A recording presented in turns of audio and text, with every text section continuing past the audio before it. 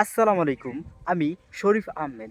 আপনি একজন শিক্ষিত ব্যক্তি। সেটা বাংলাদেশের মানুষ কিভাবে জাজ করে? ধরুন আপনি একটি পার্টি অথবা কোনো অনুষ্ঠানে গিয়েছেন। সেখানে যদি আপনি কিছু ইংরেজি শব্দ ব্যবহার করে কথা বলেন অথবা বিশেষ কোনো মুহূর্তে যদি ইংরেজি ভাষা ব্যবহার করে সেখানে কথা বলেন, তাহলে আপনার পার্সোনালিটি বেশ অনেকটাই বেড়ে যাবে এবং তারা আপনাকে অনেক সম্মানের সাথে দেখবে, কারণ তারা মনে করবে আপনি অনেক শিক্ষিত একজন ব্যক্তি। বাংলাদেশের মানুষ শিক্ষা এবং তার পার্সোনালিটি বিচার করে ইংরেজি ভাষার মাধ্যমে, অথচ আপনি যদি গণিত অনেক ভালো জানেন সেটা সেখানে উপস্থাপন করতে পারবেন না।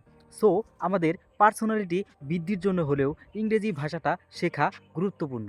ইংরেজি ভাষা জানা থাকলে দেশ ও দেশের বাইরে চাকরির সুযোগ অনেক জোরালো হয়। পৃথিবীর এমন কোনো দেশ নেই যেখানে ইংরেজি ভাষার প্রচলন নেই।